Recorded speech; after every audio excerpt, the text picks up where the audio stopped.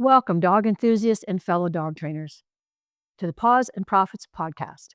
I'm Karen Laws, the Ontario dog trainer, and today I am super excited to welcome to the show my good friend, Dr. Melanie, a passionate canine educator, a pioneer of innovative training programs, and a gifted speaker. Her unique approach is rooted in a deep understanding of dogs, encompassing their behavior, neurobiology, genetics, and motivation. Her expertise and research have resulted in the publication of 16 peer-reviewed papers in prestigious scientific journals such as Brain Behavior and Immunity and Psychiatry Research. With qualifications that include a PhD in natural sciences and a master's degree in biology, Dr. Melanie pushes the boundaries of behavior modification and training. She's worked with difficult rehab cases, pet dogs of all breeds and sizes, and consulted with professional dog training organizations on the best policies to ensure the welfare of dogs. Additionally, she's completed advanced studies of anxiety disorders in dogs at Stanford University, further attesting to her dedication in the field. So without further ado, please join me to welcome Dr. Melanie to the Paws and Profits podcast. Melanie, welcome to the show. Yay! Dr. Melanie is a canine decoder, and she is here today to talk to all of you and me about what's going on in that dog's head. Why does it happen? How does it happen? What does it look like to the dog? And how do we as humans both impact that and influence that? As trainers, we get this kind of stuff all the time. So welcome, Dr. Melanie, and introduce yourself to the crowd. Thank you so much, Karen, for having me first. So I'm really excited to have a podcast over in Canada, not just the US. Where are you in the US? Where are you? I am in Santa Rosa, so it's about 1.5 hours north of San Francisco. So kind of close, I guess, close-ish to Canada. But it's early there. Thank you for getting up early in the morning to talk to us, by the way. Fine, I have my coffee with this. Sorry I'm late. I saw a dog. Probably very fitting here. Mhm. And yeah, I'm super excited to talk about anything dog. Yeah, and I've been following you on Instagram, and I love your Instagram posts, and your YouTube channel is fantastic because every one of your YouTube videos has that in the descriptions, basically your transcript of what you've talked about. So I've downloaded those and I highlight things and I go through them. But the biggest thing that I think what I love about what you do is how you take geeky neuroscience stuff and you make it relatable to somebody like me that just wants to get the job done, or a pet owner that just wants to have a nice dog. Because that's a skill, and that's quite a talent, actually, because not even trainers get caught up in jargon and so on, and your work is decoding the complicated. Yeah, well, it did not come easy. Like, I gotta say, when I started this, I don't know how many years ago, well, it was a phase where it just trained dog without the geeky science stuff. But when I then incorporated that at the beginning, I certainly saw a lot of heads with just question marks over their heads, because it is something that I had to learn how to communicate that. Because as someone, and everyone knows that in their profession, you want to make sure you don't miss out on details or nuances because you know how important they are. But for someone who has no idea about these things, these nuances and details might not be that important yet. Let them first marinate in a concept, and then if they want to, they can go deeper. Exactly, and I think what you're gonna teach us today, a lot of trainers intuitively know this, but the way just for context here, for people that are watching, Melanie and I met in Costa Rica, of all places. We were at a retreat where we weren't allowed to work, and so none of us worked except her, and we just picked Melanie's we picked Melanie's brain all week, and what we've discovered in our journeys down there was we intuitively know this stuff, but how you define it and interpret it was mind blowing. Literally, it was so it was like, aha, that's the missing piece. So let's start right into it with finding stress, because even the way you define stress was like, holy smokes. Like, talk about sort of what's really happening in the dog's brain when it appears to the owner's mind to be stressed, and how the human response influences that. I mean, that's a really, really big topic. We could basically spend 2 days just on that topic, right? First, what I always start out saying is that we have, in the 21st century, in 2025, we're living in a society where everyone who hears the word stress gets basically PTSD. Everyone who hears the word stress has immediately negative associations with that and immediately goes, I want to be peaceful. I want to be stress-free. This is the happiest life possible. And because we share our lives so intimately with our dogs at home, that we kind of translate that to our dogs' lives too. So now we end up in a society where no one likes stress, everyone wants to avoid stress, and somehow we still have a population in dogs that have the highest rate of anxiety, that had the highest rate of not being able to cope with stress, even though we do everything we can to, on average, avoid stress. So clearly there is some piece missing or some logical thinking that doesn't add up here.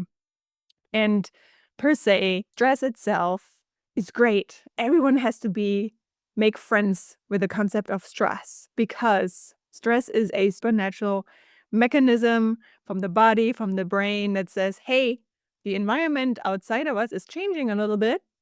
Let's adjust so we can be good and come out better on the other end. And that's in the most primitive ways. That's a zebra running away from a lion, but it's also a lion chasing a zebra. In both cases, the zebra and the lion activate their stress response in order to either survive and run away, or in order to survive and chase and hunt and eat. But without that, no one would live. Without a stress response, no one would be able to live. And the beauty of that is that there's short-term stress, as we say.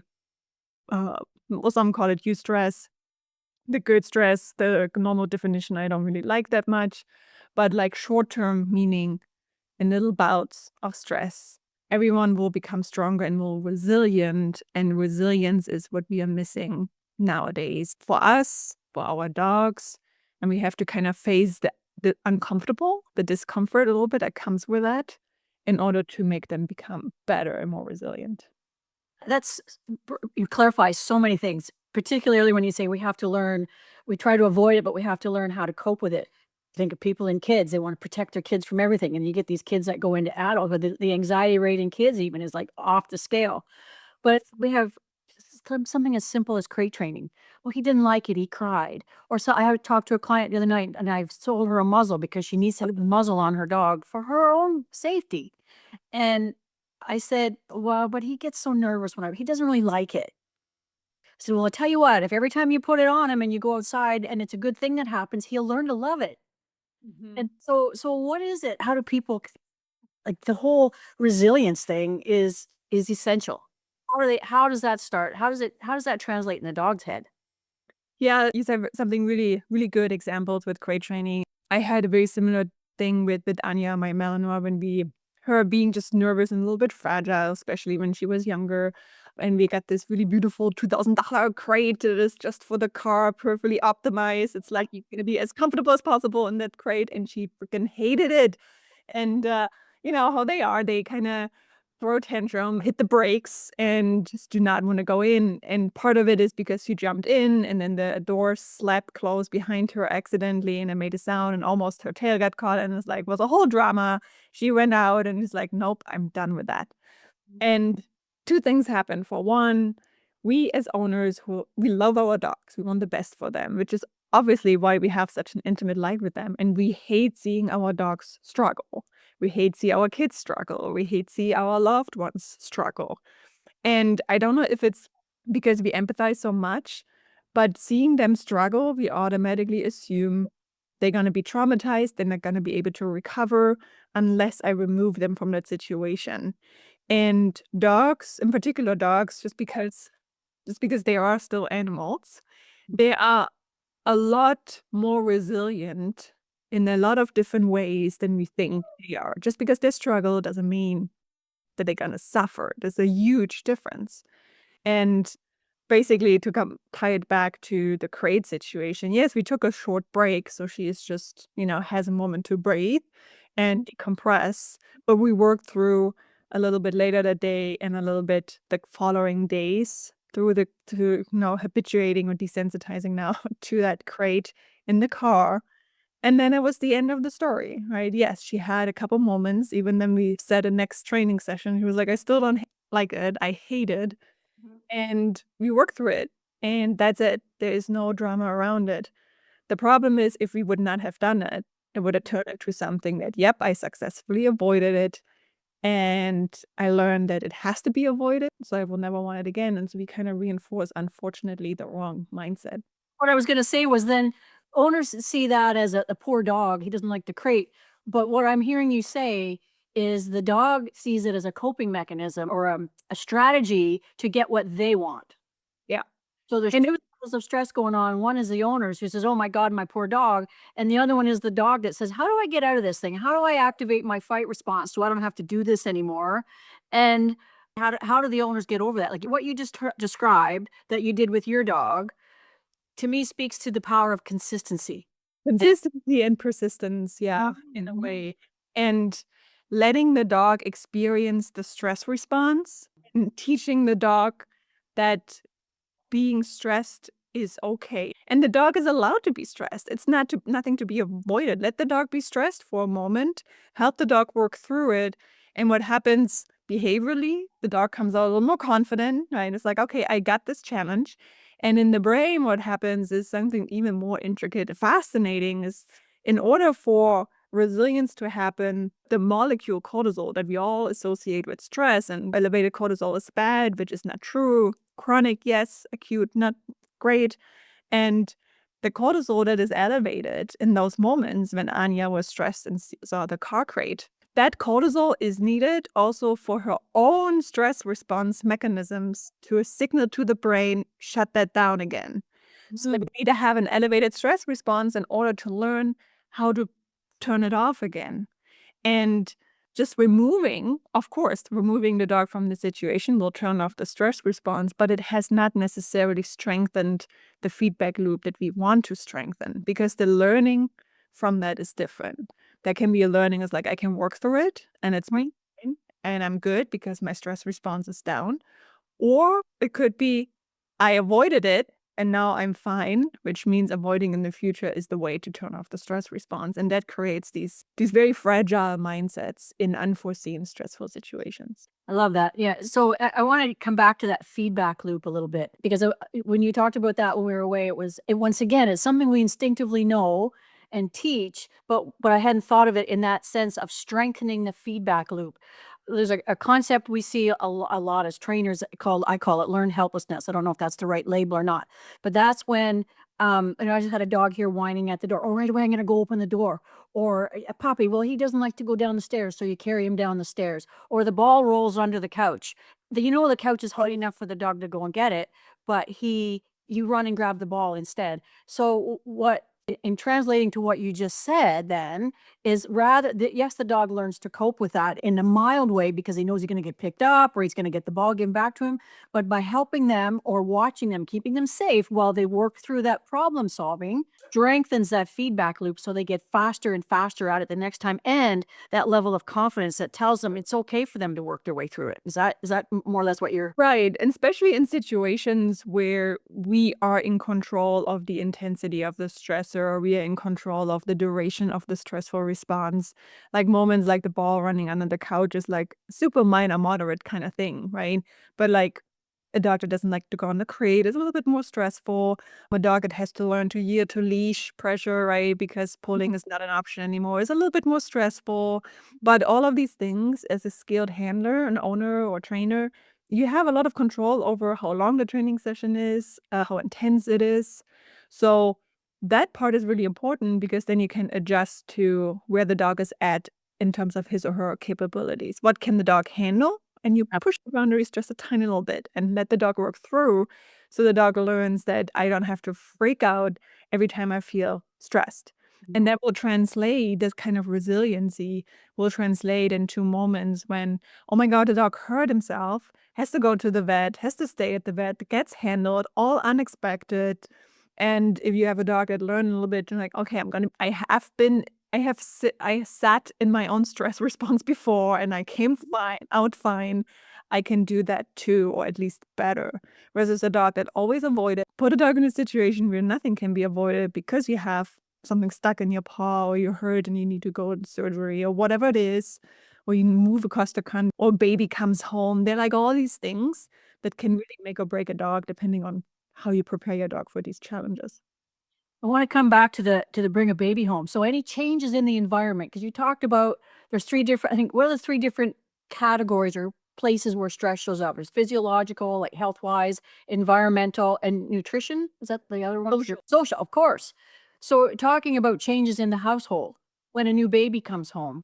For the trainers listening in the audience, or for the people who are listening that maybe have a baby on the way, here's the thing to not do is wait till a week before the baby is born and then call the trainer to get help on how to train the dog to accept the baby. So you just described that incremental introduction to the stressor and then helping them work through it. And in things like it's pretty hard if someone suddenly dies in the house or you suddenly move. But I have actually had clients take their dog, knowing they're moving, take the dog to the new house week after week after week until like because they're building until they move in. And with babies, the same idea because mom doesn't have any sleep.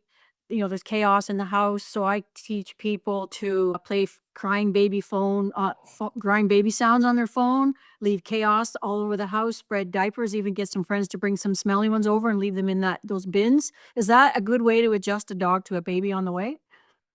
It's certain anything that can help the dog to be more prepared. All animals with a central brain, we humans, the brain loves to make predictions. And even more so that the brain loves to be right.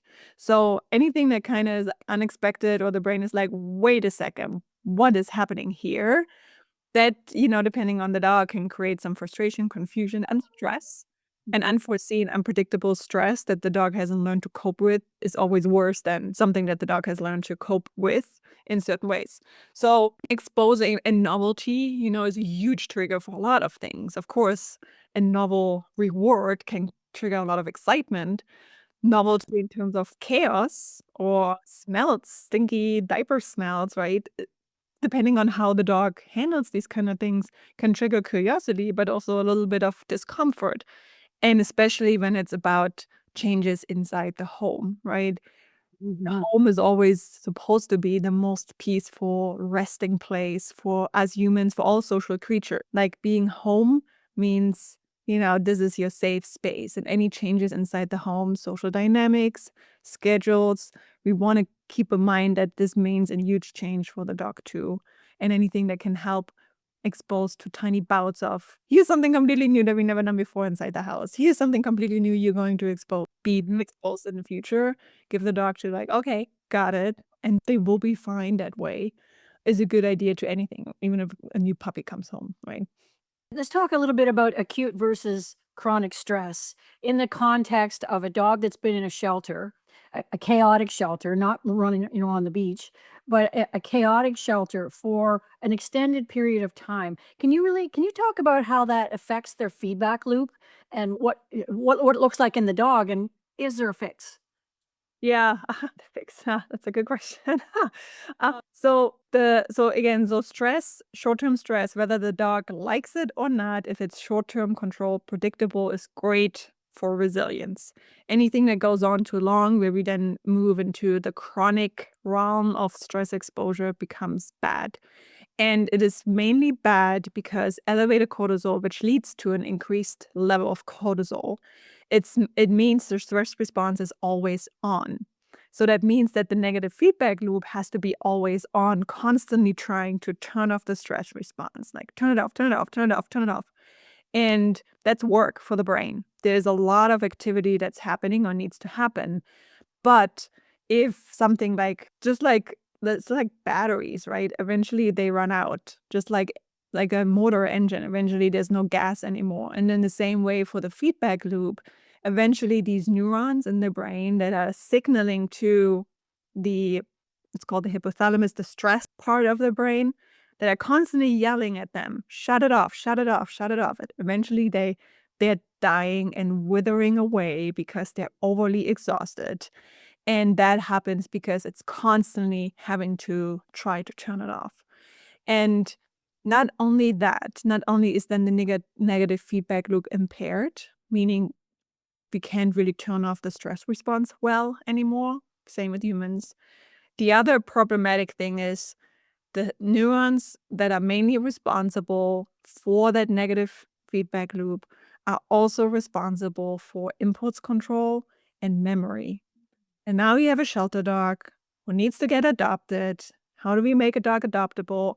Well, here are all the tricks or commands the dog learns. He is a very well-behaved dog that doesn't lunge, that can sit and be in a down state for longer. And this chronic stress in the shelter, constantly noise, constantly social instability, constantly someone else, leads to basically a brain cells dying that are normally needed to have all these well-behaved impulse control features that we want to have in order to get adopted. So we're kind of like in a really unfortunate feedback loop here.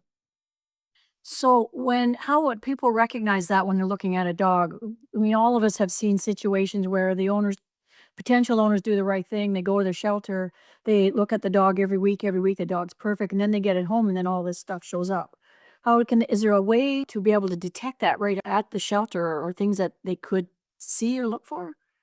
It's a good question. I think that in my experience, dogs are really different dogs in the shelter than they are at home. So we will have to, what be more important is looking at not just the kind of dog, what kind of breed do we have, but also how long has the dog in the shelter and what's the history, although we don't always know the history. And rather than looking for can you sit on command, I would mainly look for the sociability of the dog itself, because once you know that the dog can be social, you have a much more bigger foundation to work on other things. But if there's a lot of skittishness and fearfulness involved and even interacting, that doesn't mean the dog cannot become social, because they can turn around really quickly.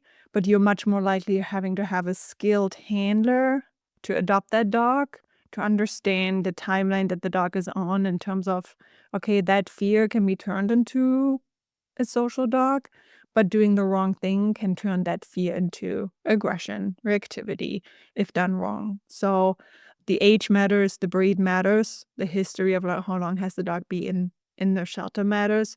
And then I would look for like at least some sociability, not necessarily to other dogs at first, but to humans. So to see, is there a foundation to work with easily?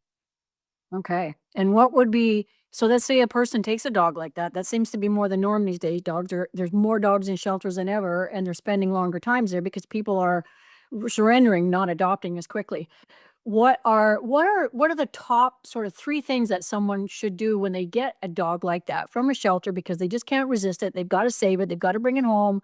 What should they do once they're home?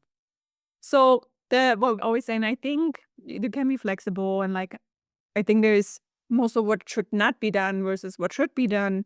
But some things that I would look for is create a structure without overwhelm. You don't want to overwhelm the dog with like do all this obedience. Like obedience is usually the things I worry the least about. A dog doesn't just learn life by listening to commands. Every second really matters. And do you have a routine and some sort of structure that helps the dog understand, okay, this is my role in this new home. At the same time, create a lot of enrichment, right? Enrichment is great for the brain. It kind of loosens up old patterns easily. It prepares for like new coming information. Any kind of enrichment that works for the dog and the dog actually enjoys. And then on top of it, not overwhelmed with like too many social contact. We have to understand that the dog comes from two situations: either too much social contact because constantly being next to too many dogs, or too little social contact, meaning isolated or, kept isolated and didn't really have good, high quality social contact.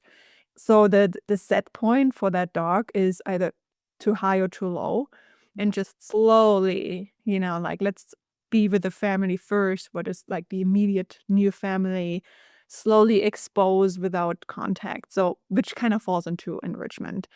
And making sure the dog gets a lot of undisturbed rest in between, because that change is very, very big for a dog who comes from no rest, basically. Because if you ever stayed in a shelter, I haven't stayed in a shelter, but from what I hear is like there's constantly barking, right? Like there's one noise, one dog's off, and then there's never really undisturbed rest. So the dog It's interesting that you mentioned that even with puppy, I teach their concept of like the philosophy of less is more, principle, less is more. The less you do, the more the dog learns. The less you speak, the more the dog hears you. And you can even dogs that are, I have a guy here now that lives a pampered life. He lives a great life, but I notice when I just take him out for a short period of time. And same thing with puppies, a little exercise, walking to follow me on the line. In 5 minutes, they need to rest, or all of a sudden, or they go off the scale. But can you give just touch? You touched on it a bit, and the people that are watching will have a different interpretation of enrichment. What is the simplest form of enrichment to start with a dog like that we just described? Say from a rescue that's been stressed. Then we'll get into the wrestling with puppies in a minute. The simplest way of enriching with any dog in a way is play, but play can look very, very different for many, many dogs. But like the simplest form, what I think is the best way for a dog is an undisturbed walk in nature. And that has nothing to do with like going to a dog park. It has nothing to do with greeting other people. It's taking in nature. It's not going on a walk and sniffing fake grass or even like flowers that have been planted. It's like being really in nature, where if you want the ancestry basically started. And that's because it tickles all the senses, like different surfaces, right? There's mud, there's grass, there gravel, there's wood, there are wood logs. Then it tickles the odor system, obviously. Everything smells differently. The vision, it looks differently, right? They don't see colors we do, but they see movement, shapes, shade, and obviously gonna taste a little bit of dirt and try a little grass hum here, right? So everything is being tickled and being exploding for a dog who has been deprived that way in the good way. And that's like what I think is like the best kind of easy, sometimes you have to drive out a little bit, right? Easy way of enrichment for a dog. So when you do that, and I agree 100%, but there's also a technique that goes with that. As trainers, we see often it's the human brain versus the dog's brain. The human brain wants control, the dog's brain wants freedom. So human puts the dog on a leash and holds it tight. How can they get enrichment that way? Or versus a long 10-foot line or somewhere. I guess what I'm asking is it to the power of giving the dog a choice, but still keeping it safe can be done depending on it isn't about, yes, take the dog out for different services. And I just want just a point of clarification. It's different services and different scents and sights and smells and sounds, but give it the choice to explore those things as opposed to holding it tight on a leash. Yes, totally. Like either way, like you can't just take the dog, let the dog off leash and then like go and we'll see you in an hour, right? That's not gonna end well because you have to understand they don't know how to make right choices yet. Like they just don't, and you don't want them to make too often bad choices. Mhm, mhm. Well, it's another way to funnel them into showing them the value of making the right choices Right. and the reward when they check in. Oftentimes, so maybe to speak to this, the people on it with a dog on a tight leash, how does their energy or their nervousness translate to the dog Well, and feedback loop? it's really like it's a little unrelated, but it translates. It's a perfect example when we talk about reactive dogs, right? That's like something, and we don't like even as trainers, like it happens to me too still at times where, especially with a certain breed, as soon as they feel the tension, it Mm. translates to I have to fight it even more, and that then translate to, and it's because I'm seeing what I'm, not supposed to react to, but I know I'm definitely gonna react to. There's, like, this like, we always wanna keep them near us or force them to be more or less in the heel, Mm. but what if you actually go on a walk and not in the reactivity topic, but if you just slow down a little bit and it's like, "Okay, here's a 6-foot leash," maybe even a flexi lead, right? And we're gonna just stop here and take our time to take it in, but I won't let you run off because you're on the leash, and when you hit the end of the leash, there's some tension, and then I guide you back, and, you can sniff and look around the opposite direction, or just, like, just slow down a little bit and give a dog a chance to just take it in without always rushing, holding back, rushing, pulling, you know?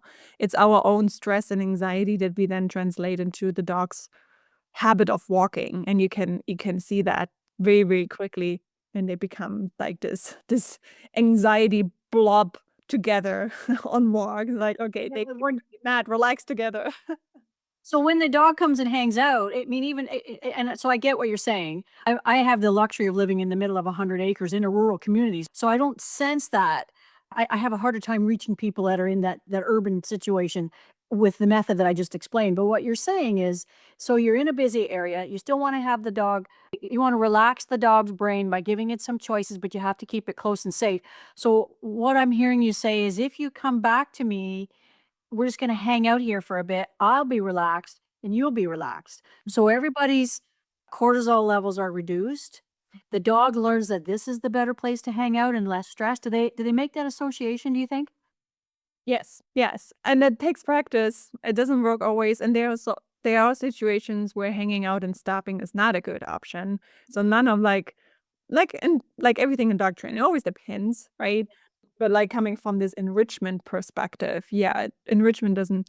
There's physical exercise, which is part of an enrichment, and there's just understanding where you are in the context of this is an area that you're going to be living in. Take it in for a moment without me rushing you through it or without me constantly yanking you around, right? And that like stillness sometimes is good. Mhm. Yeah.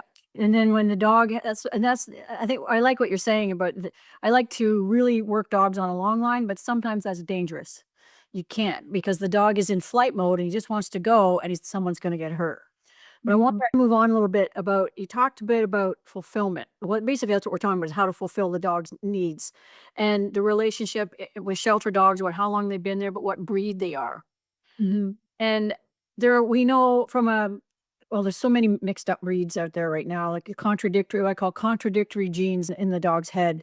A guard dog versus a herding dog, and you put those two together. I don't know what kind of a genetic mess that's going to be, but let's just talk about pure lines for a minute. Mm. Oftentimes, I'm sure you've heard this, and I know trainers and pet owners, pet owners especially, this is what they feel, and trainers deal with. People might have always had. I'm going to use golden retrievers as an example, not for any critical reason, just because it's a good example. And there's other ones, but or border collies as well. So the two opposite breed: golden retriever, fuzzy, nice pet, everybody loves them, or border collies, active and busy, and they have a job. But people will come from a pet background, maybe by some freak of nature. They had an old dog, or the dog lives to be 15. So for the last 5 years of its life, it didn't really want to do anything. And they're a really busy growing family and they wanted to be active. They forgot the chaos of that dog as a puppy. It's long gone out of their minds. But now they say, well, the dog, she gave us 15 years. She was so good, but she really didn't want to do anything with us. And we're busy. We live a busy lifestyle. So we decided to go to a top working line golden retriever breeder and get a working line dog. And what does that mean? Well, a working line golden retriever means it's bred to do what? To have things in its mouth. Or we always had German shepherds, but this time we decided they were kind of quiet. We got a Malinois. Well, what are Malinois bred to do? Put things in their mouth and crunch down hard on them. So what happens is these people get these working line dogs, and then they realize that their busy life doesn't meet. Their busy life is hiking, maybe bike riding that the dog can't go on, and riding in a kayak that the dog can't go on. So now all of a sudden their busy life isn't the same thing. The dog doesn't want to do that busy life. It'll do that, but it has more. Can you talk about the influence of genetics on what a dog's needs are, and the importance of looking into that before you decide that you need to get a working line from your favorite breed? Yeah, it's certainly problematic and very mixed up in terms of how we understand lifestyle with certain type of breeds. So most of the time, right, when we talk about certain breeds and what they have been bred for, what really has happened is we have overemphasized through genetic selection certain parts of a predatory sequence most of the time that the dog has no problem committing to and likes to follow. So the perfect example is a working line border collie, and they have these really exaggerated ways of, stalking and chasing, going after. They lock in, sometimes they lose themselves. And if you're not careful, that becomes an OCD behavior, right? And for other dogs, for terriers, it's really hunting, going into like little holes and finding things, right? More independently. And then, like you said, for Malinois, it's the grab bite. For others, it's less chasing. It's the livestock guarding dogs, right? Is really just kind of protect. Like there's like certain aspects of these predatory sequence that we have overemphasized. That is, you know, if you think about it as a predatory sequence, that really limits the way, like, what the dog really wants to do in terms of totally by its genetics. It's nothing to do with riding a bike or running behind a bike, right? And Exactly. just because it's active doesn't mean doesn't mean that the dog enjoys it. Both of my dogs have a German Shepherd, and they hate running, and I like running, and I can't go running with them. Sure, I could put them on the treadmill or go running just for the pure physical exertion if they couldn't get that otherwise, but it has nothing to do with them feeling fulfilled about their life at all. Get the mood, right? Yeah, it's just moving then. Like going to a gym class and, you don't like it, then you don't like it. Um and and I think understanding that getting a working line, you get that overemphasis on certain things, and you will have to look really hard to find ways to at least hit that part somewhat. If you have a herding dog and you can't go out herd sheep or livestock, then you gotta find some games or some exercises that mimic that or let the dog allow to do that. You can get a dog that has high arousal level motivation that is not necessarily a working line breed that allows for you to like a good family, like your retriever is like a family dog, for example, that isn't coming from a working line. If you set the right habits from the beginning, this dog is much more likely to follow your lifestyle than a working line dog that is really into the type of work that the dog needs for fulfillment. And what happens if you can't fulfill that, you usually get a bored out of its mind dog that then finds really unfortunate destructive behaviors as a coping skill for the dissatisfaction, which in our society then often ends up being reactivity and aggression and guarding and all these things. Because the dog is like, I have no way to put my energy into the things that my genetics scream every single day. Let me chase or guard a livestock, like, herd of sheep, and there's no way that the dog will ever do it. It's like, well, then I go on a walk and I start a fight with every single dog I see because I'm so frustrated with life Mhm. in the exaggerated form. And yeah, and then they're stuck. Well, what's the solution? Let's say people are in that. I mean, so I'll give you my story. I have a Malinois. Same thing. I always had retrievers. To me, retrievers are the easiest dog in the world to train. But I understood what they needed to. I mean, I competed with them. So when there's nothing nicer than a dog that's purpose bred doing what is purpose bred for, regardless of the breed. It's a gift. It's a treasure to watch. So then people, they see these movies and they get the dog because then they don't recognize, especially the one with the Malinois, and what's it called, dog or something, and they think that's just happens, because they're bred to do that. They don't understand the hundreds and hundreds and hundreds of hours it goes in to take them to hone that skill. And so so people get those dogs. So can you talk a little bit about, well, they expect them to go, they go to obedience class, heel, sit down, stay, go for a walk, but there's got to be alternatives. So using your example of your Malinois and your Shepherd, and with my Malinois, I had no idea what he needed. And I'll tell you what, this, if Malinois don't get what they need, they're going to tell you. They tell Bark their heads off. They tell you. And so I taught him how to tug. And I can do 10 minutes a day of tug with him, and he's totally chill for the rest of the day. That's it, 10 minutes. So I guess the message I'm trying to get at is it does it make are people stuck with these working line dogs, or do they find alternative, how would they find an alternative behavior? Yeah, that's why dogs are so amazing, right? They're not gonna hold a grudge, and they're gonna be humble, right? If given a chance to get out just scratch the itch in one way or another, even if it's just for a little bit. That means we have to like meet them in the middle and like find some compromise and not do the kayak tour, but learn how to like how to tug. And yes, it's physical exertion for the human most often than for the dog, more so. And it can get a little bit tricky at times, right? Because you do have it's not a wild free card for like whatever tagging as you and they can get over aroused and all these things. So it does require some training, and it does require training with the dog and learning how to drop all these things. But my point, yes, give the dog a good tag toy that the dog really likes. Put in some effort finding the right tag toy the dog likes to bite down on. Not all dogs like the same material, and not all dogs tug the same way. Play is a whole science by itself. Yeah, 100%. Some effort into that. For herding dogs or like, I don't know what, get these huge balls, right, that they have that they can push around and hurt around and put some structure around it and some obedience around it, right? Let the dog kind of experience what it could feel like a little bit to follow these things, find alternatives. And that's for retrievers, right? You can go train a really good recall, go in the woods, hide something in the woods, and then let the dog retrieve it. Like things, they all require work and they all require control over the dog and some obedience with embedding some activities the dog likes. But that usually scratches the itch and will allow the dog to feel a lot more fulfilled. And especially when you build it into basic obedience. I always say playing is training, and there's other trainers that espouse that. You can play with the dog and train at the same time. He doesn't get the toy till he sits or lays down or goes to place. He doesn't get to retrieve till he comes back first, then you send him away. So it really is a way to enhance. And if it's a mixed up breed, like a guard dog and a border collie all rolled into one, you've got to figure out which. I want to talk about this because you mentioned in one of your articles about some dogs have lower dopamine than others naturally. Mhm. How does that happen and what does it look like? So I don't think we know how exactly that happens. I think it's kind of like usually activity of certain brain areas. So in that case, it would be the reward system comes with a size. So the bigger that part of the area is, the more activity you could expect. And that seems to be higher in some breeds than in others.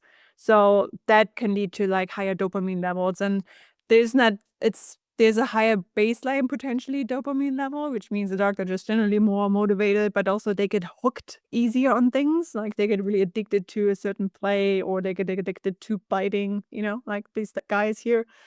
And that's accidentally bred, more or less, because we don't go out and say, I want to start with higher dopamine levels because we can't, there's no marker for it, right? But we breed for the behaviors that then translate into certain parts of the brain that support that behavior more.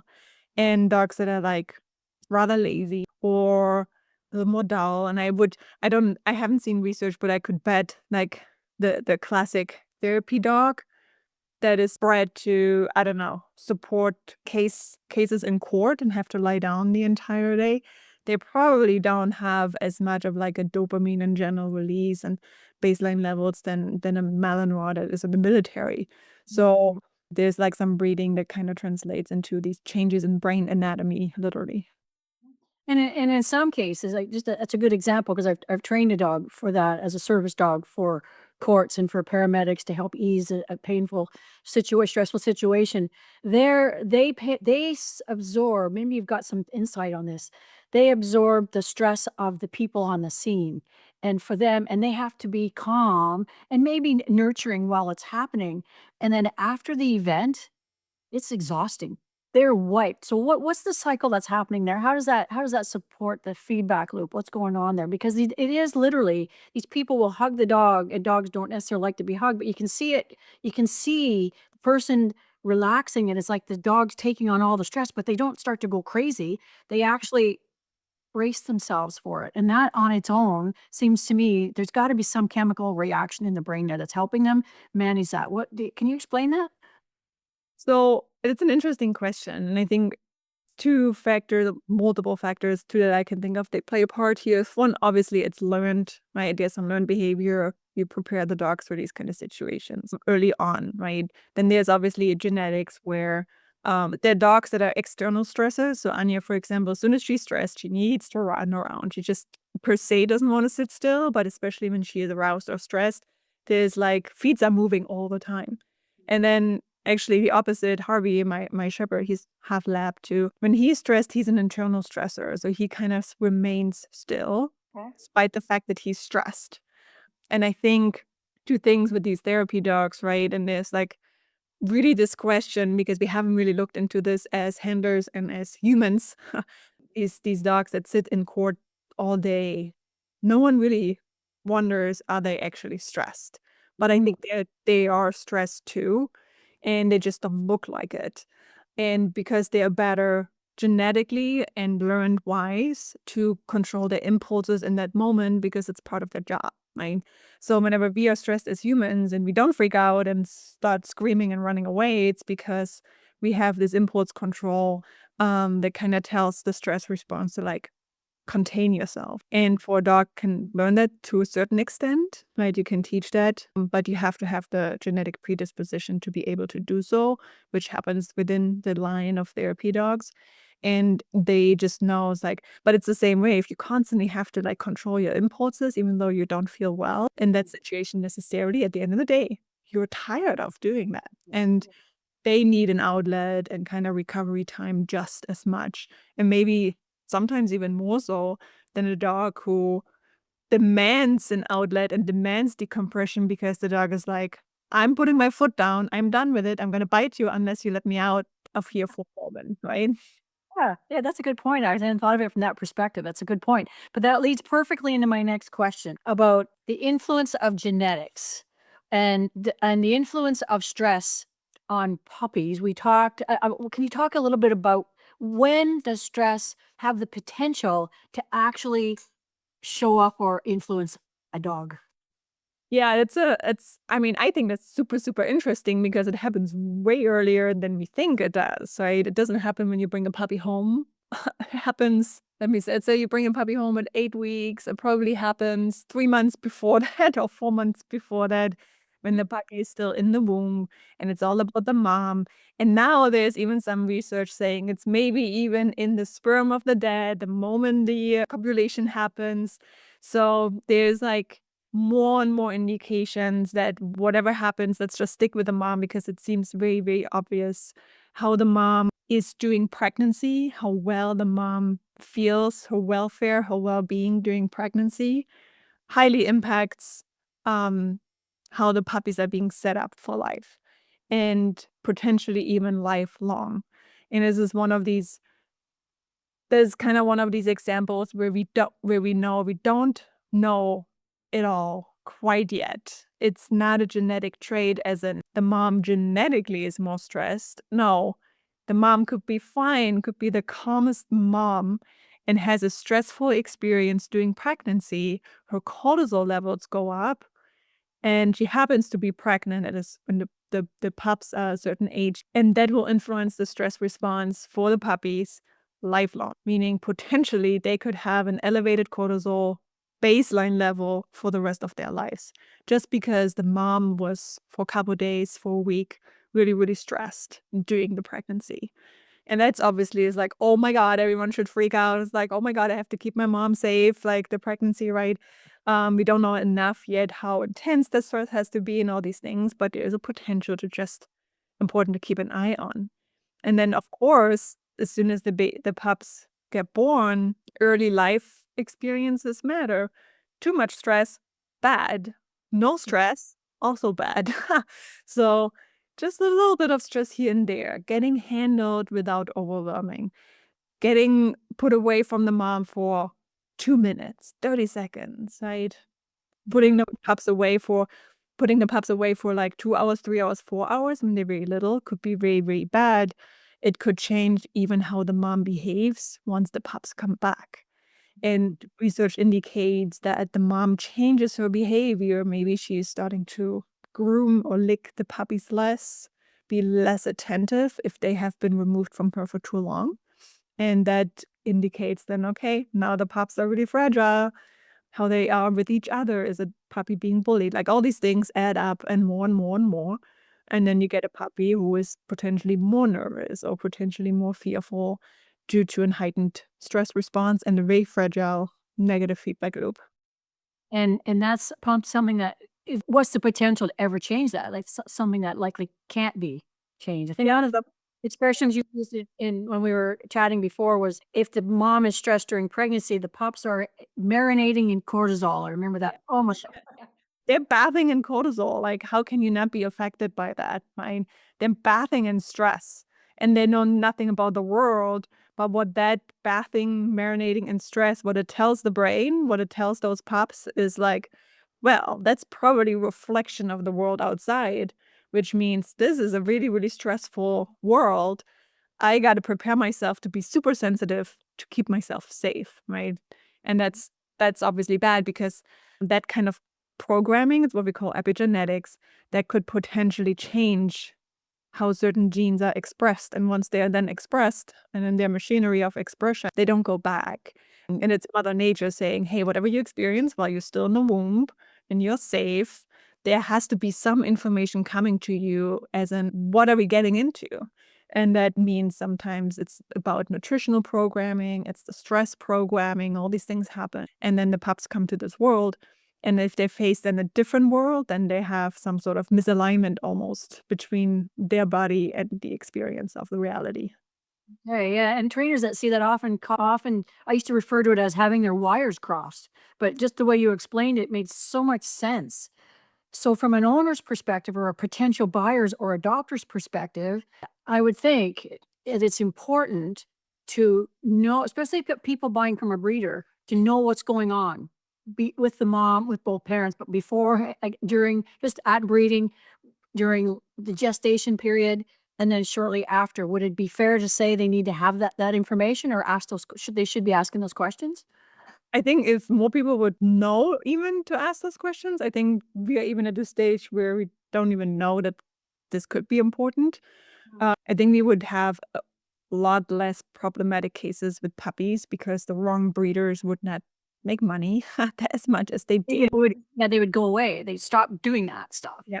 And doing the research not just on the breed, but how are the mom and in particular during the pregnancy? What are the aunt and the uncle look like? Not just directly the parent. And what is like certain habits that the breeder does and all these things are very, very important. I think the problem is, for one, we don't know that we should even ask these questions. And if we have the answers, we don't know how to evaluate them. It's like, okay, is this good or is this bad? I don't know.